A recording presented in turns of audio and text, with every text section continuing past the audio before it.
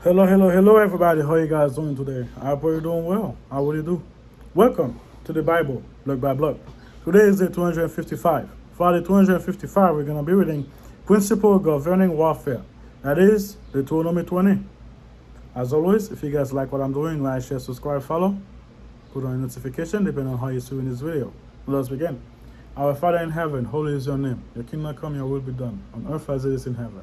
Give us this day our daily bread. Forgive us our debt as we forgive our debtor. Do not lead us into temptation, but deliver us from the evil one. For your kingdom and your glory and your honor is forever and ever. Amen. All right. Before we begin, let's read Rules of War.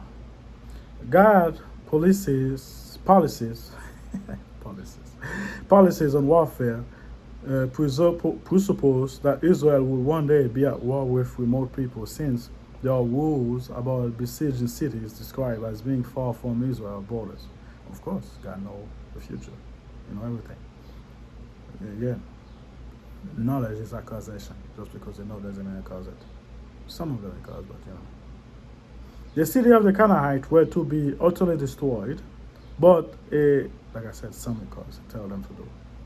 But the scorched earth policy did not apply outside the border of the promised land. Exactly. Only for those people because they were terrible. God did not intend for Israel to become imperialists like Assyria or Babylon, which were both known for devouring foreign territories, demolishing their cities, and exiling the people. The Israelites instead were to occupy the land promised to them and generally remain with its assigned borders. And also, some of them, God said, slowly give them those lands. Anyway, as much as possible, they were to live at peace with their neighbors. Nevertheless, Israel would at times be threatened or attacked. Staging a counter-offense against these foreign enemies might require Israel's army to strike into enemy's territory. When the Israelites encountered walled cities, they were to offer a truce. A city response determined whether the Israelites should spare the city or besiege it. Yet, even in the Israelite attack, foreign cities were to be treated with a measure of mercy and restraint, not reserved for the cities of the Canaanite. Not restrained for all the cities, God said, utterly destroyed. Think about it. How does these principles apply to current conflict on the world stage today? Anyway, let's read that chapter. When you go out to war to battle against your enemy and see horses and chariots and people more numerous than you, do not be afraid of them. For the Lord your God is with you, who brought you up from the land of Egypt. So it shall be when you are on the verge of battle with your enemy. Do not let your heart faint. Do not be afraid, and do not tremble or be terrified because of them. For the Lord your God is he who goes with you to fight for you against your enemy to save you. Then the officer shall speak to the people, saying, what a man is there who has built a new house and has not dedicated. Actually, St. Patrick, whatever they call it, Patrick. That's is it St. Patrick? Yeah. That's how we get Valentine, because you use that as a way to save the people.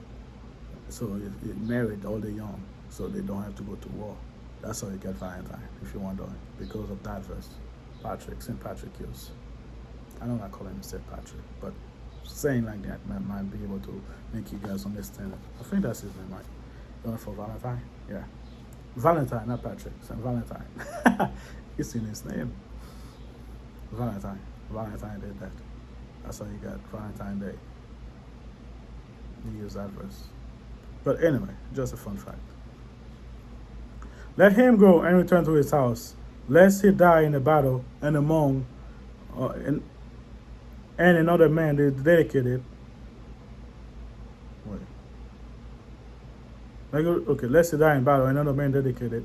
Also, what man is there who has planted a vineyard and has not eaten of it? Let him go and return to his house, lest he die in the battle, and another man eat it. And what man is there who is betrothed to a woman and has not married her? Let him go and return to his house, lest he die in battle, and another man marry her. The officer shall speak further to the people and say, what man is there who is fearful and faint-hearted? Let him go and return to his house, lest the heart of his brethren faint like his heart. And so it shall be, when the officers have finished speaking to the people, that they shall make captain of the armies to lead the people. Give me 1 second. I'll pause this real quick. I'll be back. I need to clock in. All right. Where was it? When you go near a city to fight against it, then proclaim an offer of peace to it. And it shall be that if they accept your offer of peace and open to you, then all the people who are found in it shall be placed under tribute to you and serve you. Now if the city will not make peace with you, but war against you, then you shall besiege it.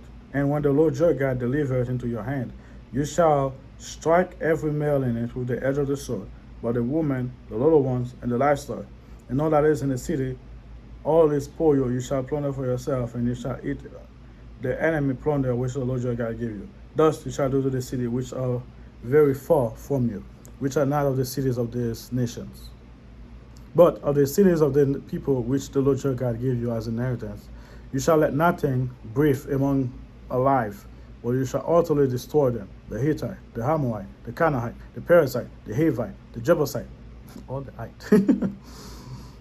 Just as the Lord your God has commanded you, lest they teach you to do according to all the abominations which they have done for their gods, and you sin against the Lord your God. When you besiege a city for a long time, while making a war against it to take it, you shall not destroy its trees by wielding an axe against them. If you can eat of them, do not cut them down to use in the siege, for the tree of the field is man's food. Only the tree which you know are not trees for food, you may destroy and cut down. Man, don't be rude. Use it to eat, let them use it to eat. Even though you're in war with them. To build a siege work against a city that make war with you until it's subdued. Alright, one more thing. I'm gonna wait before I go. Holy war. The Israelites waged war against the Canaanite because the Lord sent them to fight. That means the definition of holy war. A war that God declared, fight, leads, and wins. Like I said, God do make some war himself. Now, all of them is him causing it, but yeah, he does have some causation. He does cause some. Similar engagements were carried out against the Amorite and the Midianite. Unlike the Egyptians, Assyrian, or Babylonian, ancient Israel did not maintain a standing army. Prior to the monarch, it lacked chariots, horses, and sophisticated weaponry. The Israelites were to rely on the Lord, who promised to fight on their behalf. Even after Israel acquired military hardware and expertise, the nation was still to trust God to bring victory. Yeah.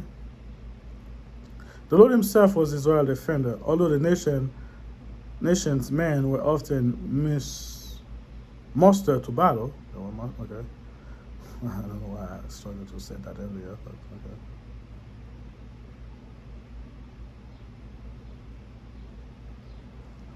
The Lord fought to and for them.